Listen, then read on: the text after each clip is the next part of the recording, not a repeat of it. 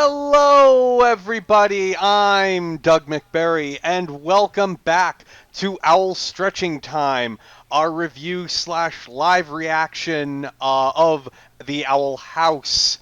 Uh, Today, we are doing a podcast on the Season 3 specials. We are joined today by me. Hi, Doug. Hi, Doug. Who is me? Who's We, me? Who are we are you? also joined by Kat. How you doing, Kat? I am the good witch cat. I am master of all podcasts, master of editing, and poker of Doog. Poke. Well, we once again are joined by our special guest and technically the namesake of the channel, Zenith. How are you going? What? How are you Where? doing, When? Zen? Why? I'm doing great. The Ghost Bunny is back in the house, and I'm ready to talk about the Owl House. That's what we're talking about today? Huh? I thought we were talking about Ducktales again. Well, Ducktales was also canceled too early. I'm sensing a pattern. It's not quite as bad as Zaslav with Warner Brothers, but I am glad that the management has changed. At the very least, I'm just like, God, I don't want this to end, but like we have to get into this. Indeed we do. So, let's not waste any time. Let's talk about, well, what were our feelings leading into season 3? Obviously, we did our podcasts on season 2, and we kind of were telling what we were, I guess, theorizing would happen toward the end. So I guess, how do we want to, talk about our feelings coming into the specials? Kat. Well, for starters, I want to say that I was pretty pissed off. Like, in regards to, finding out that this was only 3 episodes long and that they were just, very long specials. It's like, yes, on the one hand, they at least got that, as opposed to just being straight up canceled. On the other hand, they deserve much more. But that aside, I was excited going in, especially for this last episode, because, we had our theories going. I made quite a few in the last podcast, which I don't fully remember. My bad for not re-listening to that to see what I got right and what I got wrong. But for the most part, I think some of my predictions came true, and others I think were a pleasant surprise. So overall, like, this was a bit of a roller coaster for me in terms of my enjoyability, but also the sadness of the reality of how this all came about. All right. And Zen, what about your thoughts coming into season 3? Well, this was like a long time coming, to be honest. Season 3, I'm just like, I wasn't sure how to feel. I did see the first special when it aired, but afterwards, I'm just like, you know what? Let me just wait. And I avoided all spoilers, and it took forever for episodes 2 and episode 3 to just release, and by that point I had forgotten, so I had to rewatch that first special and watch it all back to back. And it's just like, it is a lot, but I'm just upset because it had to be rushed so much. You could definitely tell that they wanted to do so much more with this. And going into this, I'm like, I don't know how they're going to wrap everything up. And to a certain extent, they did, but we're going to get into that. I still loved it, but my energy going into it wasn't the same as with Season 2, because with Season 2, I was like, every episode I was just so hype. But, then they had to just rush through it because of management, and it sucks. Yeah. As for me, yeah, I was very excited, but also scared, and knowing, the incredibly limited amount of content that we were going to get for season 3. I know we were shafted. I definitely knew no matter what, it wasn't going to live quite up to everybody's expectations, but of course I have, the utmost faith in the production crew and Dana Terrace and everybody to do the best with what they got. and I know they certainly did.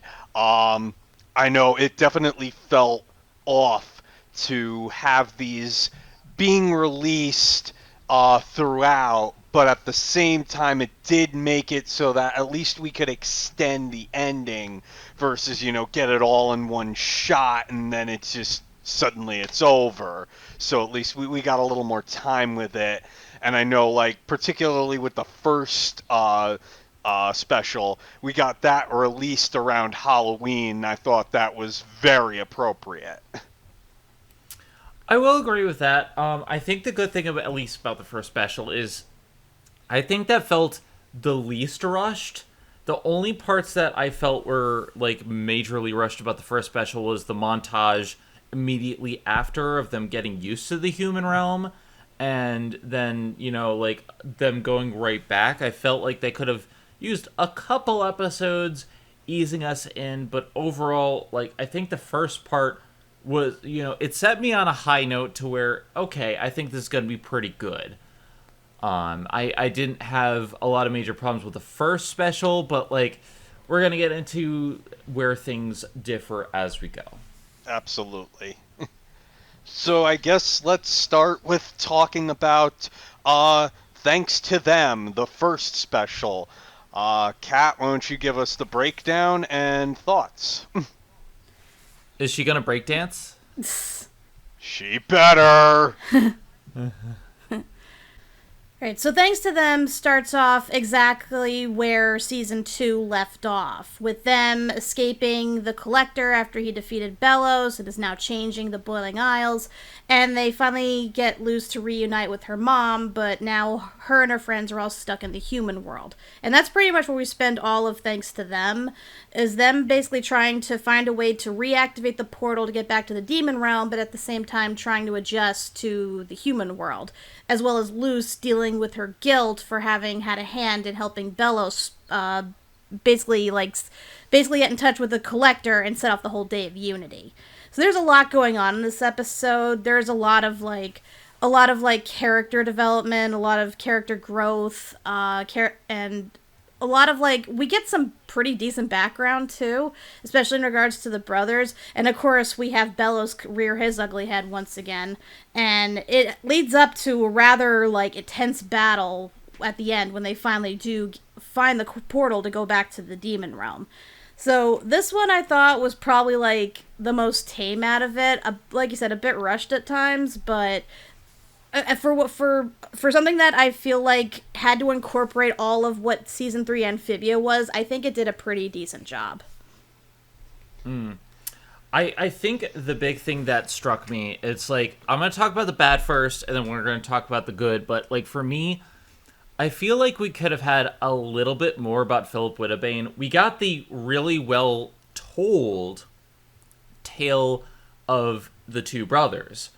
And they said, oh, it sounds like he got a hot witch girlfriend, blah, blah, blah. But we don't really get a lot about, like, what Caleb was like. And I feel like that could have been followed up on. On its own, it's good. It just, knowing that this was rushed, I kind of feel like that was a little bit much. And again, I wanted more outside of that opening montage. But that aside, like, the ending fight, superb. I love the animation. I love the way they build up the horror of Bellows, like, looming, and the stuff with Flapjack, and just, like, they really did a great job with this character piece. And I like how, Luz is dealing with this. And it's just, like, I know a lot of people say, oh, they're piling trauma on Luz, and I'm like, not exactly. Like, this is the first major trauma that we've had for Luz. Like, she's had to deal with her father, yes, but, like, this is the first time where she's felt like things were her fault. And she gradually, over the course of these specials, gets better, and I feel like it does a good job with her character. I love what they did with Hunter.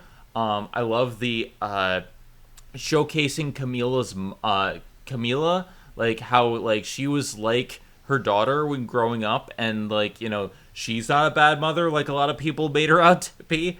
Like, there's a lot of really good stuff in this episode, even though it is a little bit rushed. Yeah, I definitely agree with some of those points. Like I said, Camilla was a boss in this, and like kudos to her for basically taking on 6 teenagers and like housing and feeding them, especially 5 of which weren't even human. Like she was really a champ through all that, being able to put up with all of it and like never judging them or anything like that. Like honestly, she gets like best mom award in my opinion.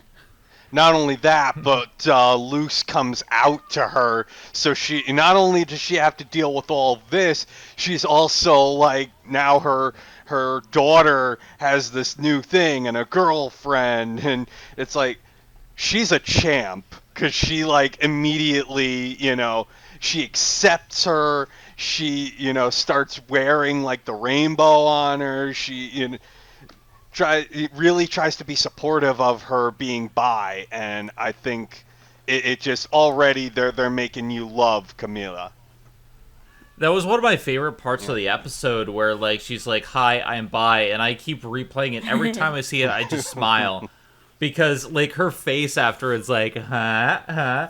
And like, there's a lot of theories going around that like Camila knew, but she kind of indulged, and it's just like, oh hi, and I love my 2 daughters, and like the all the in between like fan comics have been great about that.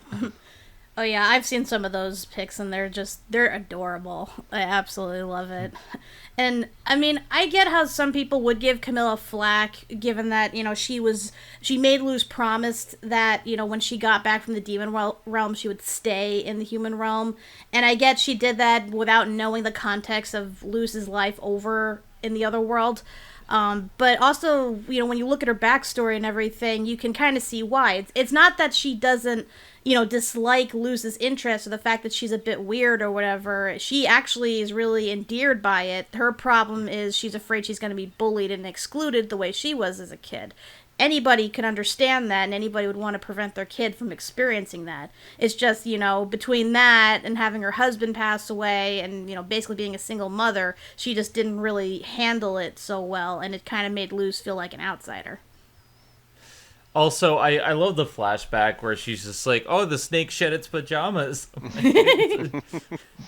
Baby Luce is so funny. Look, I got a sword. I'm going to cut my hair with it. Oh, why did I do that?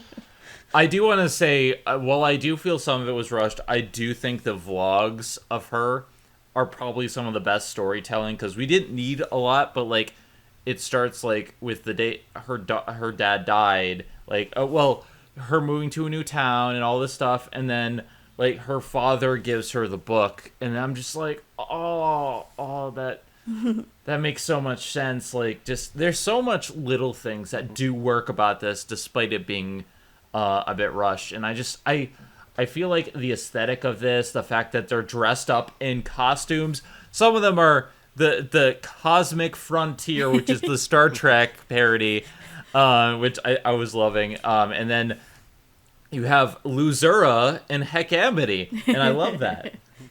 Yeah, those are great costumes, and I just love Camilla's like a Trekkie. That's just so perfect. Closet Trekkie. Yeah, oh god, I like Camille is definitely the superstar of the episode, and it's great to see her, finally let down that barrier and start seeing Luce as she is versus as what society wants her to be. Yeah, not to mention she like fully adopted V as like a second daughter. Like, and she even like taught V Spanish and how to, socialize in like the human world and stuff. Like like when you look at V, you could hardly tell her apart from a regular human when she's not like in her basilisk form. I also really love about V how she absorbs Spanish much quicker than everyone else, because like, it's a gift of tongues, like a kind of how she absorbs magic. And like, I love how Camila teaches her like to do vet work and whatnot. Like, there's some really good stuff there. In terms of what you said about the Wittebane brothers, I do agree. It definitely was rushed, and it probably has a lot less context if you're not watching like videos from people like who review Owl House. Like we watch Awestruck Vox, who talks about it, who analyzes it and stuff, and he is able to point out a lot of background things. Like, for instance, the episode where they go into Belos's mind, you see all these, like, paintings and murals of Belos and his brother. And if you actually really pay attention, they kind of do spell out the story of, you know, how the brothers ended up in the demon realm, how they fell out, you know, his brother hooking up with a witch, and then him killing his brother over and over again, making him into a Grimwalker. It's there, it's just not blatant. And it's mostly up to, like, fan speculation and, you know, like, pretty much the creators are just implying certain things. Like, pretty much this episode was kind of confirming a lot of what fans had theorized. And yeah, while I would have liked a proper flashback to it, or at least a story the way we saw it in Philip's journal, I mean, I think we get the picture well enough with what we were given. But that's just me. My final thing is I really love that they gave the new caretaker they them pronouns on the desk. Love it. Love it. Yes. But I think a hunter gets to, like, goes through the most suffering in this, though, because he's trying so hard to, like, blend in with his new group of friends and to live normally and get over his uncle / brother or whatever, and he just gets straight up possessed and becomes paranoid, and then he's forced to kill his best friend, and then his friend has to, like, sacrifice himself to save him, and it's so heartbreaking the entire time. Like, poor Flapjack. I know. Honestly, yeah. R.I.P. Flapjack. Never forget. Like, I can see why they had to take him out of the story, because let's face it, if it wasn't for Flapjack, this entire episode wouldn't have happened. Like, the natural conclusion wouldn't have happened, because it was Flapjack who guided them toward, you know, that little map where they discovered, you know, the location of the Titan blood, and it was Flapjack who led them toward that location in the swamp and everything. So pretty much, like I said, he was kind of like the driving force in all of this, so it made sense that he kind of had to die because of that, just so the others could actually do stuff on their own. I don't like it, trust me, I don't like it, but I could see why it happened. I mean, honestly, I was kind of annoyed by the fact that Belos is still a threat in this, given that, like, the Collector had just obliterated his body and left him as, like, a pile of goo. I thought he was going to be made completely irrelevant, and we're just going to have, you know, the focus be on the Collector for the remainder. But no, Belos is still the big bad, and he is as bad as they get, but we'll talk about that more later. I'm also not too keen on Luce's whole oh, why me? I'm the bad guy sort of thing. It's like, I get she feels guilty. She feels guilty toward Camila. She feels guilty for, you know, having basically made it so that Philip or Belos could rise to power, and that, you know, her friends are now stuck and not able to see their, you know, families and everything. But it gets a little out of control for me. Like, it's just constant emo-ness. I mean, I kind of get it, especially because they don't know if anyone is still alive. They honestly, and they're stranded. They don't know if they're ever going to get home. So, like, that factor really is a lot. And it shows more in later episodes because they're dealing with it too. But it is something that, like, you know, let's say you stranded someone and there's no way that you would know if they would ever see their family again. Like, I feel like that's understandable. Yeah, I mean, this is kind of the same of what happened at the end of the first season, where she felt extremely guilty for basically luring Ida into a trap, and then ended up, like, I guess not absolving her of her curse, but at least, like, getting it to that point where, like, both she and Lilith are now affected by it and have completely lost their magic. So you see that she is trying to, like, pull her weight and is trying to take on jobs because, Ida can't make her potions anymore and stuff, so she feels bad. This is kind of that just amped up to 11, because in this case, she could have potentially gotten, like, an entire world killed, because she doesn't know, about the Collector, just how dangerous he is, or what exactly his plans are, so she is kind of beating herself up in that sense, because think about it, the whole reason Luce went to this world to begin with is because she wanted to be the hero, the hero human in a fantasy world who, like, saves everybody, but since she's the chosen one. Yeah, exactly. She wanted to be a chosen one. Right, she wanted to be a chosen one, basically save everyone, but she keeps screwing up, and this is possibly the biggest screw up because she directly had a hand in helping the bad guy get what he wanted. So I can understand why she'd feel that way in that sense. Plus, especially because her mom, like, blames herself for everything too. Right. And because of all that guilt and everything from, like, 3 different sides, it's just getting too much for her, because she knows that even if she manages to find them a way to get back home, she can't go with them because she has to stick to her promise to her mother to stay in the human world. So it's like she's stuck between a rock and a hard place. And for someone who's only 13 years old, that's a very hard thing to figure out. I mean, let's also take into account the fact that, honestly, even if Luce, hadn't helped Philip become who he is, he would have eventually found his way to it anyway.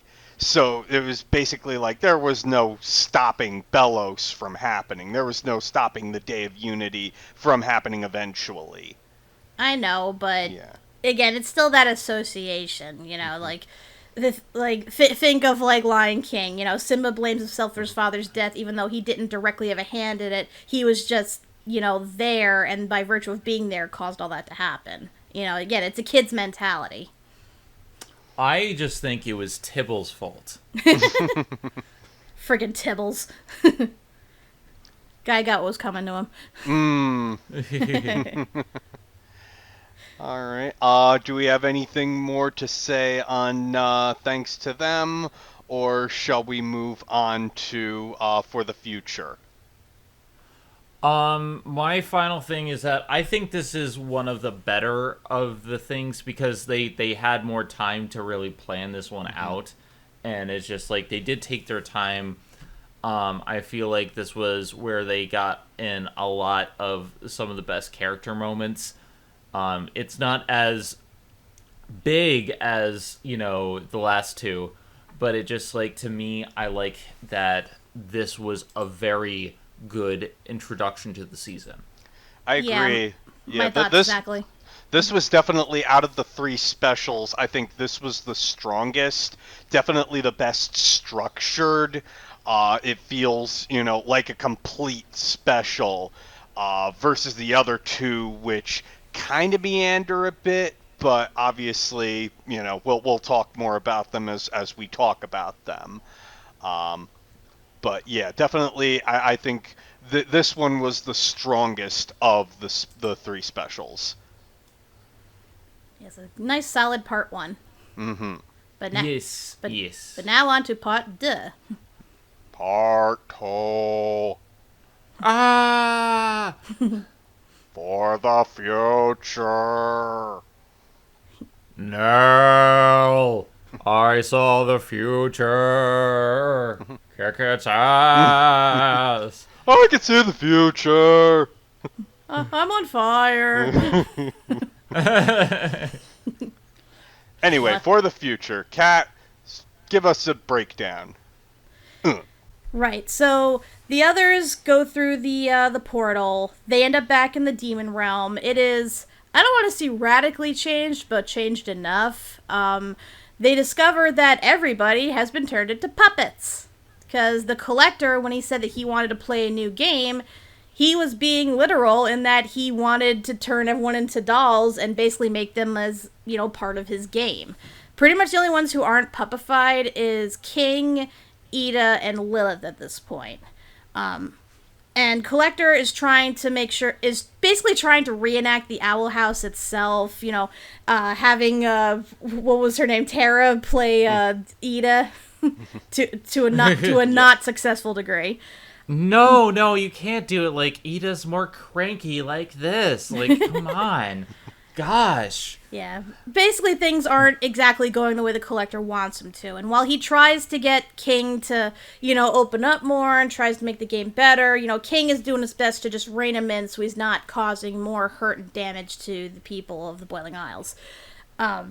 Meanwhile, he's planning with Ida and Lilith, trying to find a way to basically get rid of the Collector, or at least save the people, because it's clear that the Collector has no concept of death or the harm that he's doing to humans. He's basically a child. So they're trying to find a way to deal with that. Meanwhile, the others are trying to find Ida and all of them, trying to figure out how they get in touch with them, how to get in touch with the others. They come across the school. They see that the place has basically been taken over by anarchy. Bosch is in charge, Bosch is in charge, basically having Kikimora whisper in her ear like, what was his name, like Slither Tongue or something like that. Like the Grimmel Worm Tongue. Yeah, Worm Tongue. And she has the robot as an additional thing. It apparently can move on its own and has a love affair with Bartholomew. Apparently, I don't think I want to know that side story, if I'm being honest. It's basically a lot of side stuff that eventually starts to congregate together when the Collector realizes that there's a threat brewing, and that threat being Bellows, because he made his way back as well, but he's basically deteriorating rapidly. He's trying desperately to find some way to, resurrect himself and get to the Collector.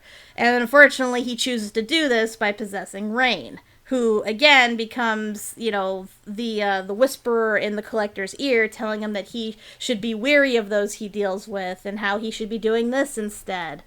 And this leads to, an amalgamation. There's a big battle at the school, trying to take down Kikimora, who is the absolute worst. But the best thing of all, Luz's Palisman finally hatches. And it's adorable. It's a snake shifter. I love it. And her name is Stringbean. And she is adorable. But yeah, this part I feel was probably the most uneven and disjointed, because we have several plot lines going on at once, and I'm sure if we had multiple episodes, it wouldn't feel as clunky. I get they were trying to do what they could and trying to show what became of certain people in the Isles. I feel like it could have been streamlined better. What do you guys think? Personally, I think this was the weakest of the 3 episodes, if only because I feel like a large portion of this needed to be individual episodes, especially because we keep jumping around. And a lot of the stuff at the school, they rush through it. The best example, and I don't like bringing it up because I don't like talking about Harry Potter, but it kind of feels like there's a point in the final Harry Potter book where they go to the school briefly and they see what's going on there, and then they leave, and it's just you kind of want to know more. This is an abridged version of that. It's just there's a lot of stuff going on. Yeah, I just I kind of wanted to catch up more, Bartholomew. I wanted to know more, although his last name apparently is Tholomew, and I'm like, what? Your name was Tholomew the whole time? Yeah, his first name was Matt, I think. Yeah. So it was Bartholomew? Yeah, Matt. Yep. So does that mean his brother is Steve Tholomew? Yes. I guess. Steve is the best character. I do feel like they could have done at least a couple more episodes at the school to build up to that climax. And I understand why Kikimora's there, but having Bosch in charge, I didn't really like that. I get that she's the one who's puts people into their place, but there are other people at the school, I would hope, that would actively try to, help out around there. But then again, what do I know? I know all the adults are gone, but still. And I feel like there wasn't enough with the collector to where we could see the childish side. Because, first of all, pick up the phone. I called it. I knew that the collector was a child and didn't understand what he was doing was wrong. And I liked that. I liked that the collector is all about, hey, I'm playing a game, and the collector doesn't understand death, and that makes sense. But we only got like one little hint of his backstory with the book, and they do explain a little bit more later in episode 3, but I'm just like, I wanted more about the collector, and it feels like we rushed through a lot of the collector's stuff to learn a little bit about what's happening. This feels the most rushed to me. Yeah, I agree. Not to mention it takes away a lot of the threat that was the collector, because you see him at the end of season 2, and he's like, really freaking scary with his like childlike smile and the way he just casually flicks his finger and Bellows just like splatters into goo, and then he just rearranges the entire island on his own power. Like, he's like this cosmic being that you feel like, how the hell are they gonna defeat this guy? But then we get to this part, and you see the adults are talking down to him like a child. And it's like, dude, you realize he can kill you, right? Why are you talking to him like this? Why are you treating him like this? Like, they push him to the point where he does turn them back to puppets, even though he could have done way, way worse. Yeah.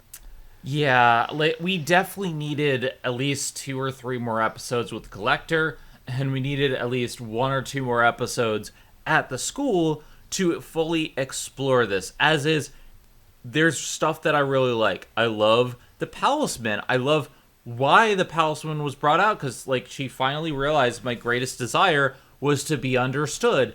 There's some high points, some really high points, but I feel like outside of some really big strengths, like Basha, finally turning on Kikimora and helping them because she wants her fellow Grudge B players back, and showing that she is actually pathetic. There's some good high points, but I don't feel like there's as many high points as the previous or following episode. What do you think, Doug? Oh yeah, I'm completely in agreement with you that it is the weakest. That's not to say it isn't good at all. There are, like we said, the good moments, especially with Luce getting her Palisman, because, oh my god, she finally realizes that what she wants all along is for someone to actually see her for who she wants to be. To actually, see her and see that she just wants to be a nerd, weirdo, and that's fine with her. The fact that her mother finally accepts that is that is just the greatest moment. But yeah, it's like a lot of the other stuff that happens in this. Honestly, there's a lot of people that say, when it gets to Hexside, it just grinds it to a halt, and we're just kind of stuck there. And I absolutely agree. Why is Kikimora even still a threat? We should not be dealing with her. Why is Basha a thing? We also have this. Honestly, I think everybody kind of forgets that Willow has an arc in this, with her trying to hide her feelings, and it ultimately winds up kind of destroying her and getting people trapped. And it's kind of underplayed. It's brought to the forefront, but with everything else going on and with what people want more to see, it just kind of, when you think about this episode, it's not the thing you think about. Yeah, I think they could have done more with Willow. I love her arc, and I love how it ties together. But yeah, this should have been its own episode if they had the ability to make it so. yeah, it would have been just its own standalone episode. Let her be the focus. Um, and then also the fact that they kind of just rushed through revealing the elephant in the room of Hunter being a Grimwalker the whole time, and it just gets overshadowed again by Willow's arc of her thinking that she just made everything worse. Like, did that whole scene is just so awkward.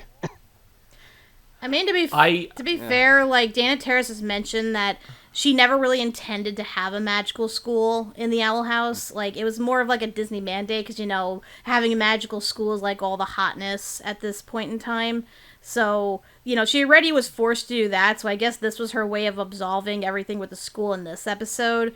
But I agree, like, it should have been its own thing. At the very least, it shouldn't have been, like, such a big thing that distracted from the main plot, because I felt like it took away a lot, and again, focused on characters that we really don't like. Like, it's bad enough we have to deal with Bellows, and then we had to, like, face down the Collector, and bad enough that, you know, Odalia is, like, serving the Collector and is not being punished, but then we have these two other, like, despicable characters as well. It's just, like...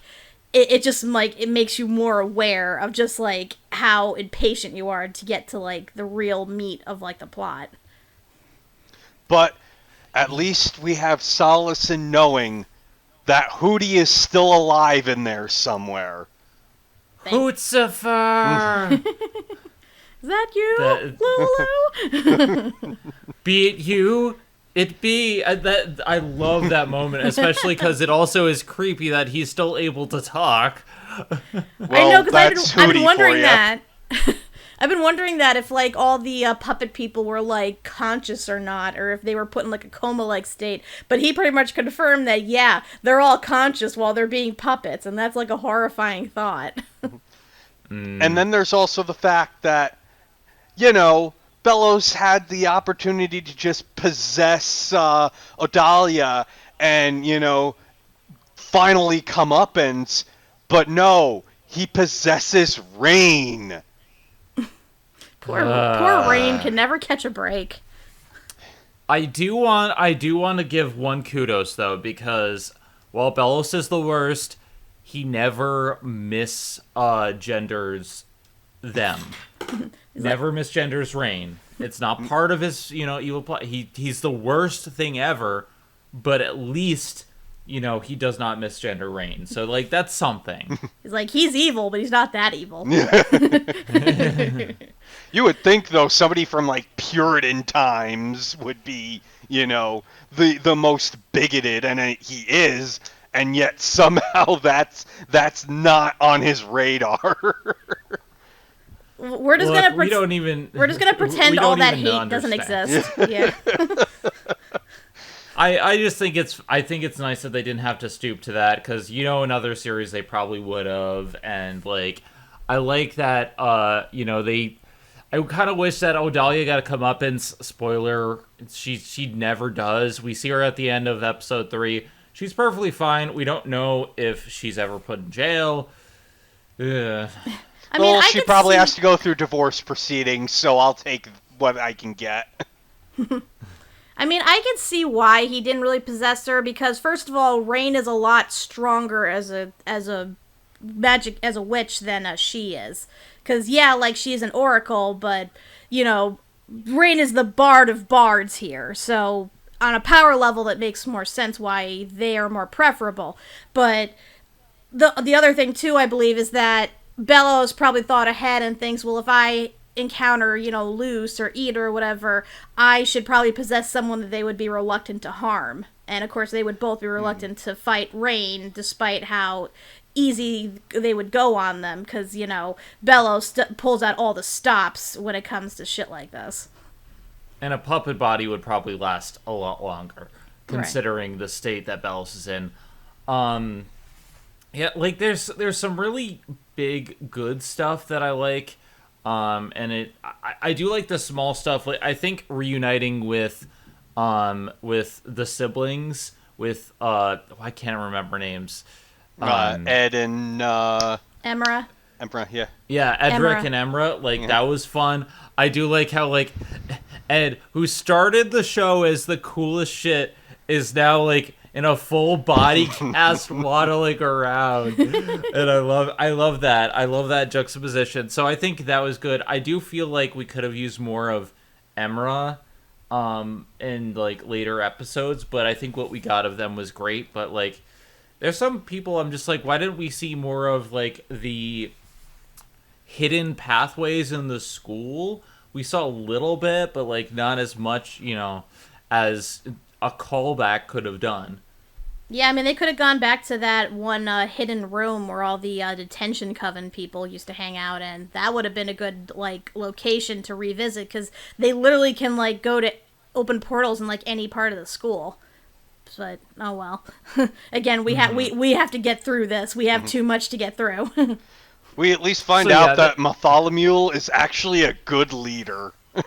He's a better leader, and like, that's another character development that I like, and I kind of wish it was more episodes, because it was clear that they were setting up for Bartholomew to start off as a bad guy and turn into actually, like, someone that Gus could be friends with, and, like, this could have been the culmination of that.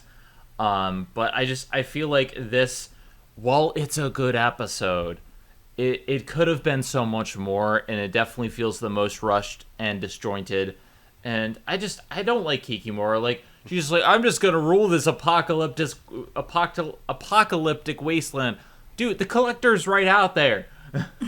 Like, Yeah, that was so unnecessary. And I get it was to, like, finally give, like, one last comeuppance to Kikimora, but it's like, dude, we have bigger threats to worry about here. You were, like, low-tier bad guy here. Like, the only reason you have any power is because of that mech. Otherwise, I'm sure one of the kids would punt you across the Grudgeby field if they given the chance. you are gonna be our new Grudgeby Bowl, and then go to the detention pit for 10,000 years dungeon. 1,000,000 years dungeon.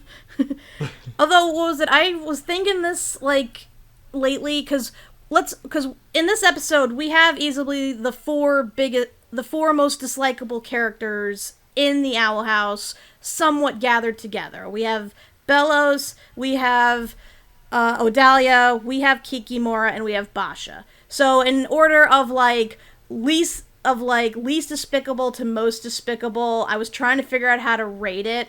It was easy. Basha was at the bottom. She's a kid. She could easily change. And, I mean, they've shown that she does have, like, friendly attachments. So I'm not going to completely fault her. And, of course, at the top is Bellows, because, he's a homicidal, genocidal maniac that definitely is not going to change and deserves all the hate and the death that he gets later.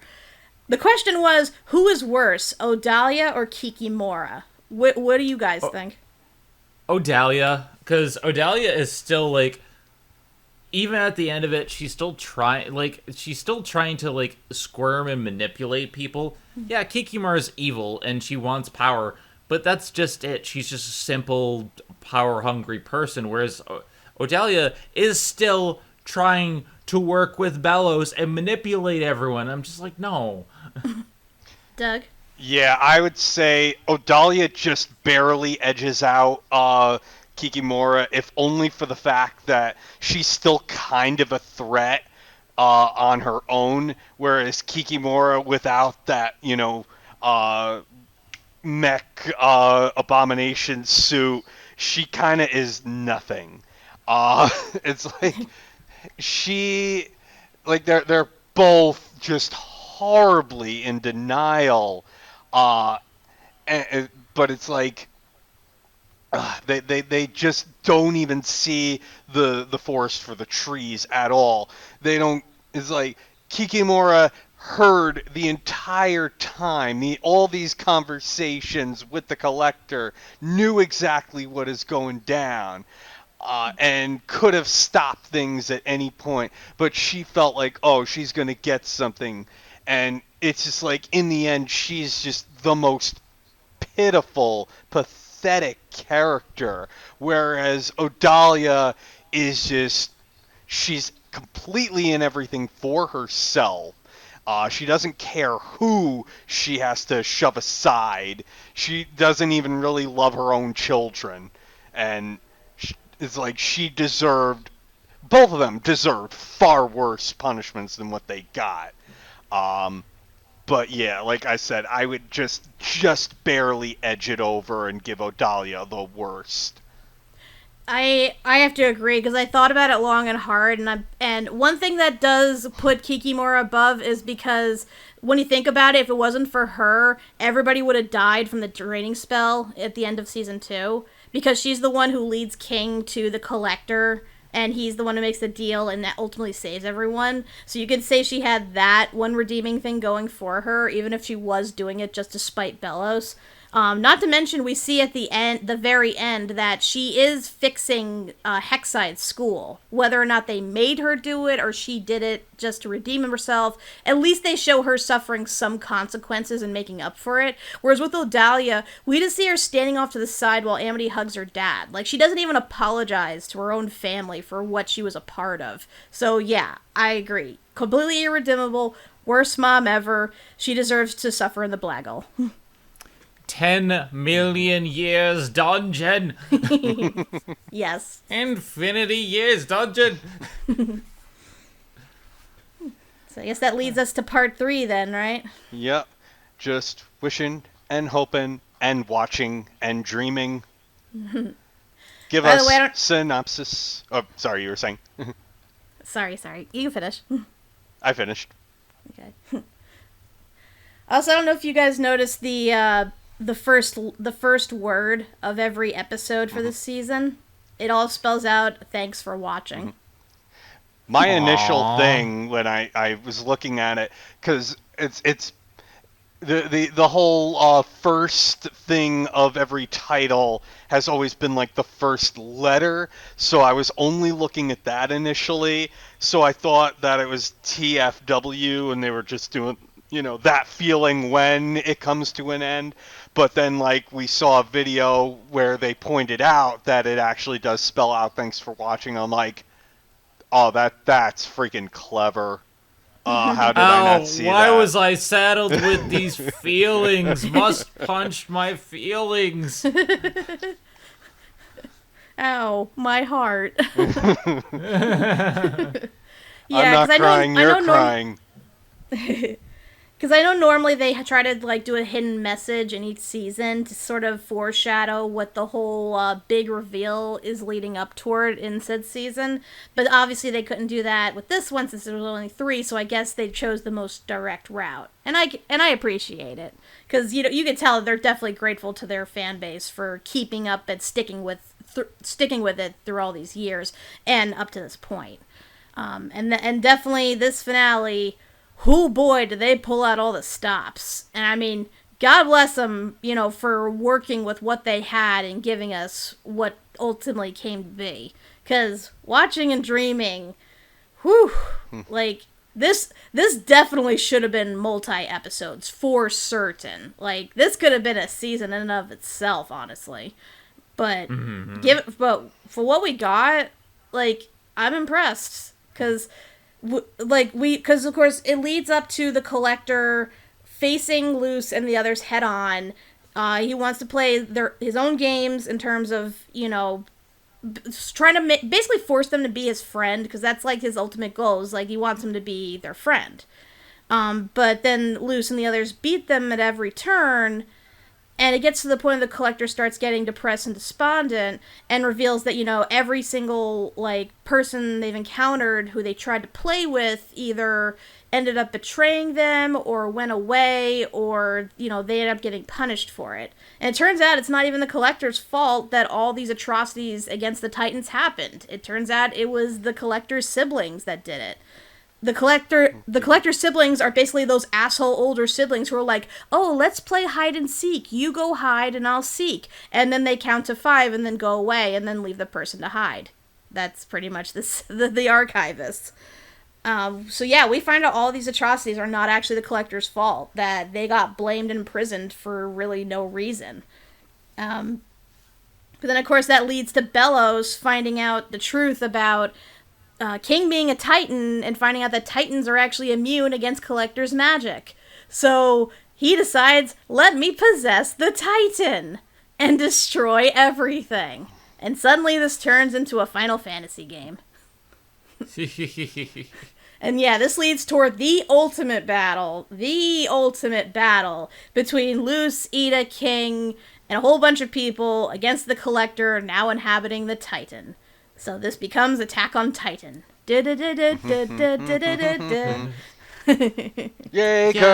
Yaiga.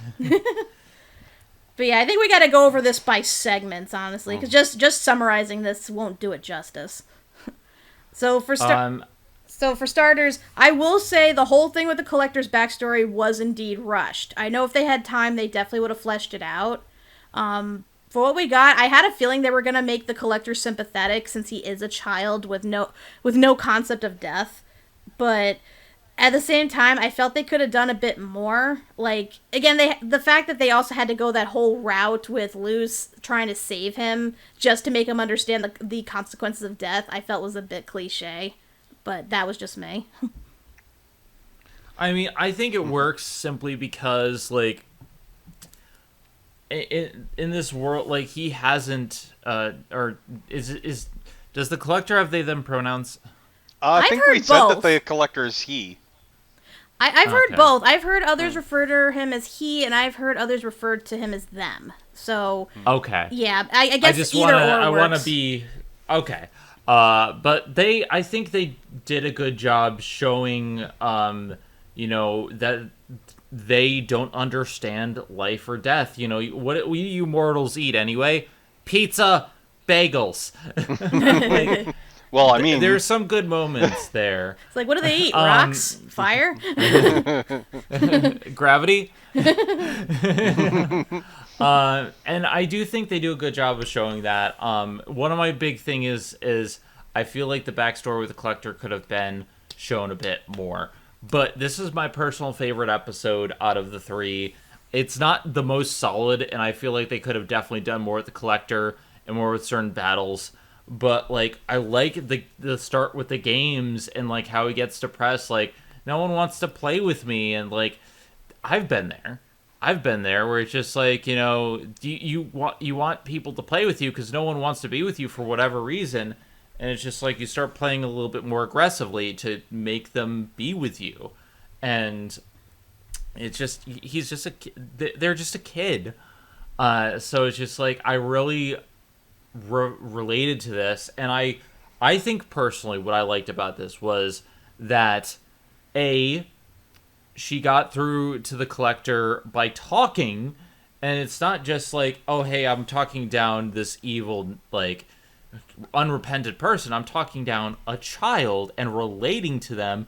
And a lot of Luce's arc, especially for the season, has been, I'm a child, I'm going through a lot of stuff. And I think that's, it's understandable why the Collector wanted to learn more, and they did a tour. But I also like that they did a kind of a jab at Steven Universe and how, like, it's like, I understand now. Bellows just needs kindness and forgiveness.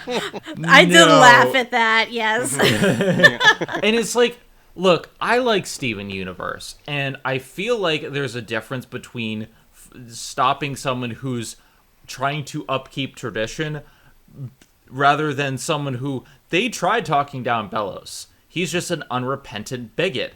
So there's no reasoning with him. Okay, but the Collector doesn't understand that. Okay, I think that works. And I think that having Luce jump in and save, a little cliche maybe, but I think it really works for Luce's character because she wants to show how, like, she wants to save everyone. And now that she finally has her talisman and whatnot, like, she's rushing in, saving it, just because she feels that's the right thing to do. Personally, I didn't see it coming because I haven't seen Amphibia, but I've only had one spoiler for season 3, and it wasn't the death. So when I saw the death, I'm like, wait, what? What? I thought that was actually really well done. Yeah, I mean, I will say, without giving much away, the finale of Owl House is very reminiscent of the Amphibia finale. There are a lot of the same marks. that it hits. I definitely, for what I say of this finale, it feels like it's like 5 or 6 episodes crammed into the one special. Because it's like you have, the pit, well, where Luce, Ida, and King are all, in their own minds as puppets, being, berated That by could have been everybody. longer, definitely. Yeah, it's like that felt like its own whole episode. Then you have like Bellows, going to the Titan, and them, what you call it. Meanwhile, the collectors playing with the three main characters in different games.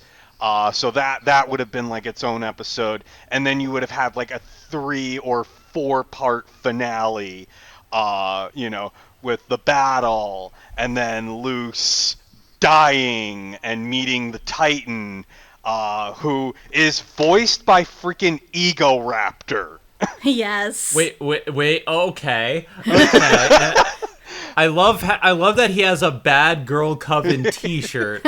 Bad Girl Coven. Bad for Girl life. Coven T-shirt. He's got like that skirt with all the glyphs on it, and He's got a got dad Hootie bod. protruding out of his eye.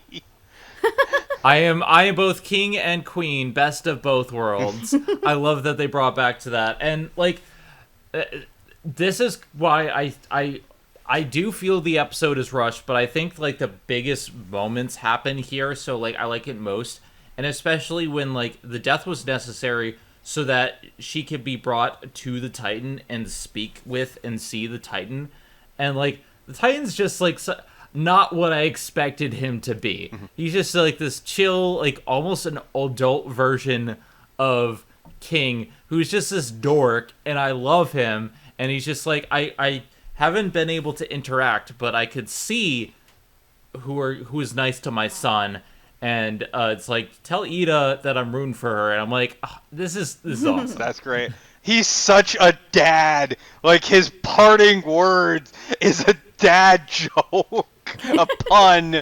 I love it. I love you. I love you. But it's fitting because they had the pun hour with King. So like like father like son. Yep. I'm like especially glad that Luce, she made sure that at least she got something from King's dad that she could bring back to King in the end, even if he was like freaking dying right then and there. It's like at least leave something for King. Yeah, can we talk about the one thing that I was spoiled on? Now, thankfully it was only a picture, but let's talk about Super Saiyan 4 Luce, or like Titan Luce. Titan Luce. Like, my friend was just like, so Luce goes Super Saiyan. I'm like, what? And I saw a picture from someone else. I'm like, I don't know how this happens, but this is cool. So the Titan gives her the power, and she not only has a palisman, but she has all the powers of Titan, and she has like bony clawed feet, but she has like a beast face and purple hair, and I'm just like, that is fierce. I want that outfit. Oh, me too. I love it so much. And the funny thing is, they foreshadowed this. Remember the episode where they all switched bodies and King was in Luce's body? Oh, yep. But dear and the God, fact that like she had trouble controlling Ida's power, and then now Ida helps her control power, because like I'm still getting used to these new powers. It's just think about what you want and will it to happen, and they work together, and it's like 1, 2, wah, wah. Oh, Like, the I fight love is so good. I love seeing Luce in her in her Titan form, wielding string bean, fighting alongside Harpy Ida and like Beast Mode King. I'm like that. I can't say a bad thing about this, because that was the last like third of this episode is just, it's glorious animation for one thing, but it's it's a culmination of everything we wanted from the start, and it's just like this. I feel like was what they started with. Like they knew they wanted to put this in there because it feels the least rushed, and it's so over the top and amazing, and I love it. Because especially as like a structure. Because obviously in the the thanks to them, it's all the human world as well as a last hurrah for Luce's friends. For the future, it's all the remaining characters in the Boiling Isles and all over the Titan. This one is back to basics with just Luce, Ida, King. It's exactly how it's supposed to be. Agreed. And they did such a good job with the fight, and I think the biggest issue I took with this episode is that they took the entire credits to showcase what happened to everyone, but we didn't get a lot of like follow-ups to a lot of questions, like the Bat Queen possibly being the palisman of the Titan. We didn't really get confirmation. We didn't get confirmation on who Hootie was. Although Hootie doesn't even freaking back. speak, or at least not that we actually hear. Yeah, it's a shame because like Hootie does come back, because the Collector puts everyone back and whatnot. But like, there's some unresolved plot threads, like and I know we got the stuff with Philip and whatnot, but I think what would have made the ending bit better was like if we saw how he really was back then, and he did get stomped in the nuts at the end of the day. Stomp him in the nuts, and he tries to plead with them and they're like no. But like I like how this ended, but I feel like it definitely, the epilogue deserved at least a half of an episode, but they put it in the credits, and there's some things that are just like left uncertain. I do like that they flash forward several years and they show like Luz is in college, they rebuilt the Boiling Isles, the Collector gave them a portal, and now she can not only have a palisman and she's going to Hexside, so she is a real life witch, but like the King is now creating his own glyphs, so they have all of that as well. And there's some interesting stuff in the ending. I don't want to like dive into everything because there's a lot, but like Hunter and Willow's together, Hook Hand Professor Ida of Wild Magic. Yes. Like there's some really great moments, and it's like I feel like that could have been its own episode. Harpy Lilith. Harpy Lilith, yes. And now I love how she has Hootie with her wherever she goes now. Report a Hootie, reporting for duty. Yeah, I mean, I actually made a short list of, like, things that weren't addressed, at least not that we saw. Like, as you mentioned, Bat Queen's wielder, like, who did she belong to as a palisman? We never found out where Ida got that portal door from, like, the one that brought her to the human world in the first place. It's like she found it as a kid, but we don't know who had it, where it came from, or anything like that. We never found out what happened to Jean-Luc. He kind of just, stopped working and sat in the corner of King's room for a while, and I guess got compensated with the rest of the stuff in the Owl House. But he was kind of like a red herring.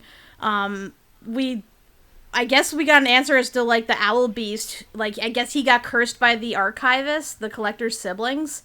Because, again, they didn't really make that clear. And then, of course, the biggest one of all, Hootie's origin. I mean, they kind of hinted at it, showing a mini version of him sticking out of King's dad's eye, so maybe he actually was a parasitic worm that inhabited the Titan, and that's why he has these powers and is so, like, strong. I guess that's the case, but I would have liked a Titan or a piece of the Titan, or, I don't know. Yeah, I'm just saying I would have liked a more of a fleshed out thing of that, honestly. Because, come on, like, Hootie's like one of the biggest mysteries here, and it's like, the most we get is him saying that he's a demon and he's a worm. It's like, okay, but how did he meet Ida? Why does he inhabit the Owl House? Like, how dare you say about that? How dare you talk about my mother? That was a funny short. I also like they don't reference Hootie enough. Like they reference him in the first special, and then like he does a little bit in the second, and then like he's barely in the third. So I feel like him and Ida could have used a little bit more, but like they did as much as they could with their time. I do like that Steve was brought back to life. Yay, Steve. Steve is okay. And they show a lot of stuff, but they don't tell us what happened to the person who was basically a nose. The Dana Terrace's like OC. Self-insert, yeah. Yeah. Yeah, we see her like running away, but we don't know if she's okay. I do like that they should throw a quinceanera for Luz, and it's like it's all scary and whatnot, but like it's a lot of like really good wrap up. It's rushed. Yeah, I mean there was no helping it. They did the best they could. Like you really can't expect more. Like I know there are many other shows that probably would have done way worse than this. And I mean they went as hard as they could, and I'm not going to fault them in any way. They went all out. Yep. And I'm not really faulting it. Like I think they, comparatively, like it's around the same level of Ducktales. Like they did a fantastic job. They just weren't given a lot to work with. And I do still think the Gravity Falls finale is better, but that's because he got to end it on his own terms. But like when you compare it to, I hear Star Versus has a really bad ending. So like when you compare it to like stuff like that. Oh yeah, definitely. This is way better than Star's ending. So it's just like, yeah, I this is what a lot of people are looking forward to. Although I haven't seen Amphibia yet. That's next on my to watch list. Do it. Fix it. But, Dang it, bye. I definitely will watch that. I want to rewatch Gravity Falls first, but like this is like part of this trifecta, and I feel like even though this was dicked around, it did better than Korra, it did better than other shows that could have, and they utilized every single moment. They didn't have an opening or ending credits really. They utilized them both, and so it's just like, okay, I criticize, but it still gave me so much of what I wanted. I wanted more. I wanted more answers. But, much like the DuckTales finale, I think it gave me enough to satisfy me. But we'll see how that goes. Speaking of which, we need to get back to diving into DuckTales on the shorts. We'll have to talk to Master Eric and see how that goes. But, overall, I think this is the best it could be. I think my favorite is episode 3, but the strongest is episode 1, simply because it feels like they had the most time with episode 1. Agreed. I have to agree, yeah. They definitely were able to, at least, because what they planned for part 1 was self-contained enough where it wasn't that noticeable. It's like, yeah, we probably missed a few, like, filler episodes, or at least, slice of life episodes or whatever, but given the pacing they had for that, it was honestly the best choice for what they did. And yeah, at least you could like put all the human stuff in like one episode and it would make sense. But yeah, it's definitely more noticeable with the other two that they should have had more episodes, like definitely in terms of certain characters and certain arcs they wanted to address. Disney. Disney. Disney. Like, in terms of how they'd continue this, like, I know we brought up before that they could, make a comic addressing all of the stuff they didn't get to. I know there are, like, petitions for people trying to, like, get them to make more episodes. Like, maybe do, like, a Steven Universe Future type thing. I wouldn't mind it, but I don't see it happening, unfortunately. Especially since Dana has addressed this. She said that, like, she really wants to focus on other projects. Like, she wants to do something, maybe a sequel series in the future, but, like, right now, let's focus on other projects. And I kind of understand that desire. Yeah, I mean, she's probably been through enough of a headache with this for as much as she probably enjoyed it. So it probably is going to be a relief for her to finally be done with it. Yeah, but at the same time, she is still open to doing something in the future. So it's not like she's completely, ditching the project forever. Here's hoping. Yeah. Yeah, so in correlation to like the first two seasons, I mean, it's really hard to compare given how drastically different this is, especially in comparison to like the pacing and overall length. Like, I know technically it's like the same length time wise as like a season, but I don't know, it's really hard to compare. I mean, let's agree, season two is probably the best, right? Out of all. Yeah. Well, I feel like there's a whole status quo thing that we have for season one, so not much changes.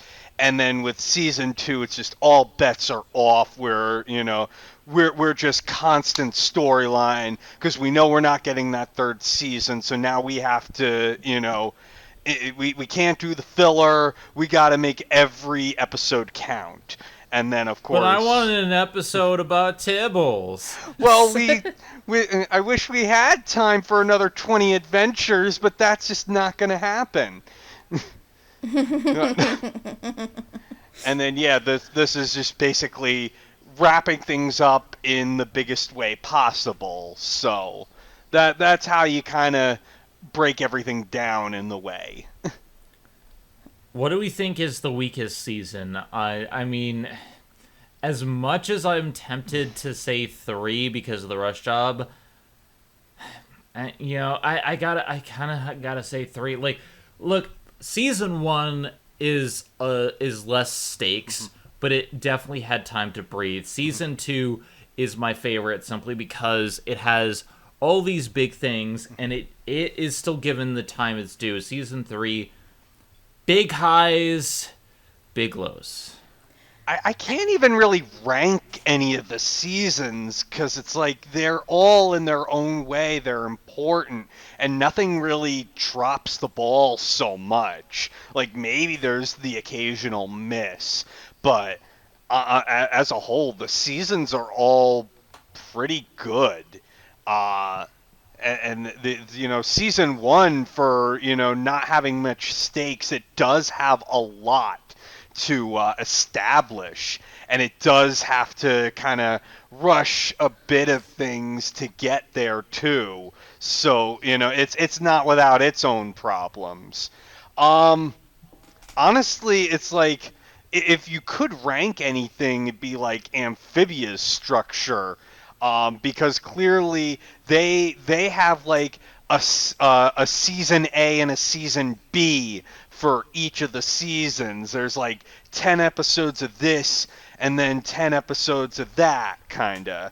So I mean, like, in that sense, you can rank things. But this one, there's really not that. Everything's just kind of boom, boom, boom, boom, boom. Yeah, it's kind of like Gravity Falls, in which season one is like really long and has the most consistent pacing and episodes and stuff, and then season two is technically like half a season, but it has like the biggest stuff occurring throughout of it. So it's really hard to compare in that regard. I guess it comes down to your taste as to whether you want these big epic finales or whether you just want like a nice slice of life type thing. So, but But I will say, in terms of like whatever disappointments I might have had about this season 3, we did not get to see Willow and Hunter or Eda and Rain kiss. I'm sorry, that annoyed me. It's like we got to see Luz and Amity kiss. We didn't see anybody else kiss. Well, we saw some people kiss. We saw like Willow's parents kiss, but. It's like I'm glad that we got a lot of really good Luz and Amity moments, especially kissing. But like Hunter and Hunter only and Willow only held hands, so that was like a little bit of a tease. And it's just like, yeah, they wanted to go full out with certain things. I'm glad that we have different types of pairings, but like give us more time with Rain and Eda. Because, like, they got the shaft Yes. Together. Yeah, because, like, they had such great episodes together, like, addressing their relationship, their friendship, and everything else in between about them. I just wanted to see one kiss. Like, the most hint we get that they are actually together again at the end is that Ida is wearing Rain's earring. That's, like, the only thing. And it's like, come on. I mean, it's clear they are together because of the way they pair up in the ending, but still, yeah.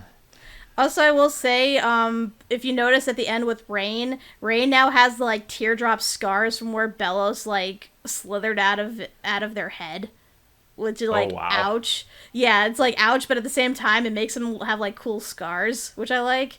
Also, Rain gets their own palisman. They have a fox palisman. It's like I want to which meet. Is awesome. It's like I want to meet the fox palisman. I want to know its name. Oh yeah, and also we forgot they about that Rain is the one that fixes and takes off the seals so that they're no longer bound to a coven. Or not Rain. Alistair. Alador. And also, there's a potential, like it's hinted that he and Darius might be together, or at least there might be some sort of chemistry there. They're clearly hinting at it because like the way he shakes, the way Darius shakes him, and just like the way he's talked about him. But also, I think it's really awesome that like Hunter at the end of the battle is like looking around, he didn't see anyone, but Darius and the other Coven head was there to Coven head, yeah. Yeah, to treat it. And then he showed him the wolves. And I'm like, yes! I That's found this my boy. awesome beast called wolves. Magical. They're magical. On the subject of Hunter, we kind of glazed over this, but there is actually kind of a big thing, given that he actually joins with Ida's father and the Bat Queen and helps, construct new palismen. And he gets himself a new palisman. Was it like a blue jay, I think? It was a blue jay named Waffles. Waffles, yes. And then they have the grave for Flapjack. Yeah. Not only that, all of the friends have a tattoo of Flapjack on their arms. Aww. Yeah. Like the cult of the Flapjack ending does some really good things, but it needed more time because like I had to keep pausing it to see like, okay, this and rewind and like this, but they utilize like every second of the credits to see where they are now, and it's an amazing sequence, but it needed an episode.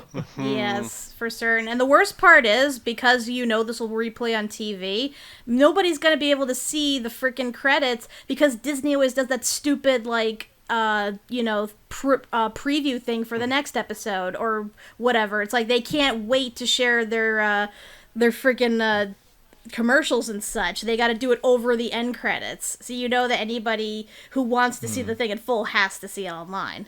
Well, not always, because I think that it was put on Disney Plus day and date after like I saw it, I think maybe a day or two afterwards, and it was on Disney Plus. So I'm like, thank you. Yeah, but I think like Disney Channel or Disney XD, they don't always do that. Like I've seen Weird Mageddon on on the channels a few times, and they have shown the entirety of the credit sequence at the end. So it does happen. You want to mention that when we watched it live? Oh yeah, we were watching it on Disney XD, and as soon as Owl House ended, they went right into Gravity Falls Weird Mageddon. And suddenly it's like, I am Bill Cipher, I will take over all, and I'm like, holy shit, it was Bill Cipher all along? What you don't understand is that Bill Cipher was Bellows the entire time. We'll meet again, don't know where. Don't know when, but I know we'll meet again some sunny day. And then King looks up and was like, that guy sounds familiar. Yeah, real familiar. Wah, wah, Wah! wah, wah. With that being said, I think we have discussed just about every aspect of this season. Would we have liked a lot more? Yes. The best way I described it is we didn't get what we wanted, but we got the points that we needed, and it was very good. It was not like it. They tried their damnedest. I think Dana did the best she could with the material she was given in the short amount of time. It could be expanded in other things. Maybe a game. I would like a game. That'd be awesome. But aside from a that, game called I think, The Owl House? Yes. Deborah Wilson voices Ida. I am the evil owl lady. Oh, my back. But yeah, I would have liked more, but I think what we got was very satisfying. Super Saiyan 4 loose all the way. Super Saiyan 4 loose. Yes. That like last bit made me sob. Super Saiyan God, Super Saiyan loose. But yeah, that's my final thoughts. I think it was not everything we could have wanted it to be, but it was what we needed. Yeah, for certain. Owl House has been one of my favorite shows, and it still is one of my favorite shows. I just love how it subverts all of these tropes that were set up by, like, Harry Potter and all these other, like, cliche, like, modern fantasy, like, entities and stuff, and kind of deconstructs them and shows that, you know, you don't have to be the hero to, like, be accepted by people. And it shows people from all walks of life just coming together and being their world's weird self and fighting against the evils of bigotry. It's so amazing. And, you know, the animation, the voice acting, the storytelling, and again, I know they were limited by what they were allowed to do and the time they had, but they still knocked it out of the park regardless. Like, I will still wholeheartedly recommend this to anybody who's interested in the Owl House, for sure. Although, one thing that we didn't get any resolution on, did the Choosy hat break free again? We Man, never I should have know. stick the Choosy hat on Bellows, then this would have been over in like 5 seconds. Yeah. I mean, I just remember we had this great trifecta just, you know, as we were going into lockdown 3 years ago. You know, we had Ducktales, we had Amphibia, and then Owl House, you know, becomes part of that. And it was great just to have, you know, this whole block of shows that just excited and made me, you know, want to just live in these worlds, and I just ate it all up. So it's kind of the end of an era entirely. You know, we lost DuckTales, Amphibia ended last year, and now Owl House is done. So it's kind of bittersweet that, you know, this entire, you know, generation of shows that Disney was doing that made for a great block is just, it's kind of gone, and nothing really is quite filling that void. We do have Moon Girl, we have Ghost and Molly McGee, but I don't know, it just doesn't quite hit that same oomph. But as much as I hear good things about Moon Girl and Devil Dinosaur, it's like this was Gravity Falls, Amphibia, DuckTales, Owl House. There was a phenomenon. That's all people talked about on Twitter all the time. And it's a shame. Granted, Twitter is now a hellhole. That's a whole other story. That's a whole other story. Go to Spotify. But, or not Spotify, Spoutable. Sorry. Spoutable. But anyway, it feels like a lot of the big age of these programs that everyone talked about is gone. It is bittersweet. Yeah, I think at this point they've moved on from the fantasy genre. They're moving more into like real life genre. I mean, they have a few good shows on right now, but it's not the same as before. And who knows? Maybe in the future we'll get back to that again. You know how fads usually go; they go away for about 10 years and then come back. So maybe we'll see something like this again in the future. Here's hoping, anyway. And we'll probably be touching upon stuff. I know you've covered Amphibia, but I would like to bring my thoughts to the table once I actually watch it. And we still gotta, finish Star Versus and Steven Universe Future.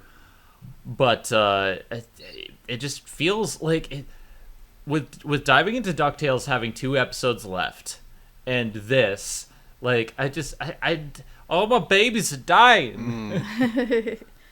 Well, not dying, just meeting their appropriate ends. All right. Well, Doug, do you want to sign us off? Yeah. Well, thanks everybody for tuning in these past years and for tuning into this podcast. It's been a great, great 3 seasons, 4 years of owl stretching time, which, God, I that title alone I love. Just that, being a Monty Python reference. It's like I remember the day that we picked it out, and I'm just like, wait a minute, wasn't there an episode of Monty Python's Flying Circus called Owl Stretching Time? And I'm like, we're using that. So it's so the memories. But again, thanks for listening with us. Until then, we have other shows. We're still doing Jurassic Moon with Moon Girl Devil Dinosaur, and we are still doing Aqua Teen Hunger Ghost with the Ghost and Molly McGee. So definitely keep listening for that. With Zen, we're still doing the Disney debates, and we have a couple episodes left of diving into Ducktales, and we'll see where we go from then. But until then, I am Doug McBerry. I'm Kat McBerry. And I am a ghost! I'm Zenith Warrior Princess, the cutest of ghost buns, saying, you cannot fight the quad laser! And just remember, if you ever face a hateful Puritan bigot that hunts witches and is reduced to final form and is pleading for his life, just summon boiling rain and melt his ass to the ground. And stomp him in the nuts, and just always remember, not everyone can be reasoned with. Now eat this, suckers! Have a good one, everyone. Laters. Bye. Bye. Bye.